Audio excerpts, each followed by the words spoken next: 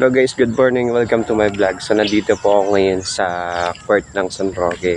So bali pagpapaaraw po kasi ilang days din po tayo hindi nakaranas ng init. So nung papansin nyo guys ay nasikat na po yung araw. Kaya actually galing lang po ako sa school. Hinatid ko lang po yung anak ko. Tapos dumiretso na po ako dito sa court guys. Kaya dito po ako ngayon para syempre mainitan din konti ating katawan. So guys, bali meron lang naman po ako i-share sa inyo na kwento, isang inspirational po na kwento. Mayroon po maglolo na galing po sila sa kanila. So ngayon po itong maglolong to, habang papauwi po nila, syempre kasama po nila yung inalagaan po nilang kalabaw. So itong maglolong to, habang naglalakad po sila papunta sa bayan nila, so nakita po sila ng mga tao.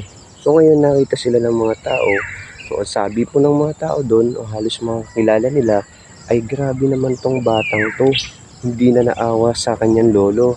Ang tanda-tanda na pinaglalakad pa niya. So ngayon narinig po ng bata. Sabi ng bata sa lolo niya, "Lolo, narinig ko po yung mga tao sabi sa atin, nakakaawa daw po kayo. Kasi matanda na kayo, pinaglalakad po kayo. Lolo, palit po tayo. Ako na lang po maglalakad." So sabi ng lolo, "Siya, sige apo. Ikaw na lang ang maglakad. So ako naman ang sasakay. Ay, hahawakan mo tong tali ng kalabaw." So ngayon nagpalit po sila guys. Ngayon habang naglalakad po sila, syempre nakasakay na po yung lolo. At tapos yung apo niya ay naglalakad.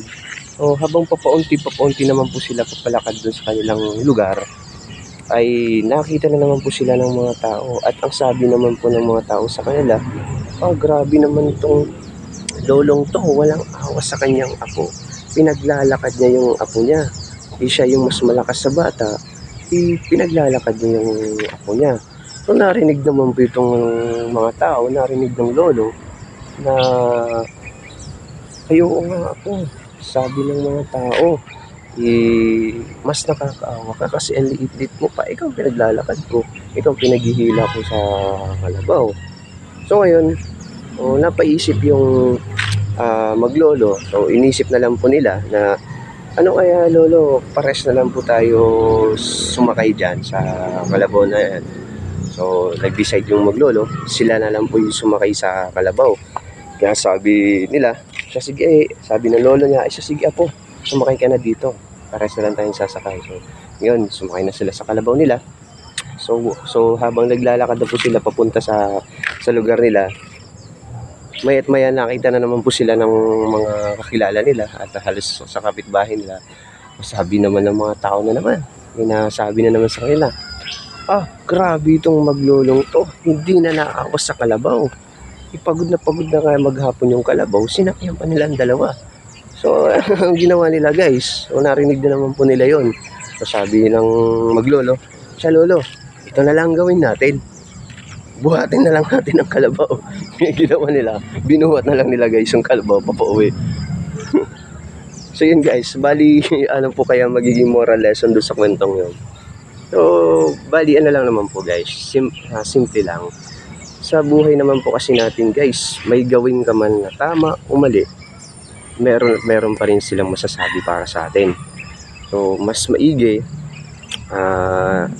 huwag natin masyado silang intindihin. Mas mag-focus tayo kung ano mas makakabuti sa atin. Isipin na lang natin na hindi naman sila halos ang magbubuhay para sa iyo eh. Hindi naman sila ang maghahanap buhay para sa iyo. So magsumikap lang po tayo guys. Kung meron man silang laging sisilip o nasasabi sa atin, disregard na lang natin. O else na lang po kung maganda yung sasabihin nila sa atin na mas makakatulong yung mga sinasabi nila sa atin, accept po natin yun. Pero tayo pa rin ang magde-decide kung ano talagang gustong gawin natin sa buhay. So yun lang po guys, yun lang po may share ko lang po sa inyo ngayon guys na kwento na yun. Sana napulutan nyo po ng aral na yun. Kaya thank you guys for watching lagi sa mga videos ko. Hopefully na-inspired po kayo this kwento. So thank you po.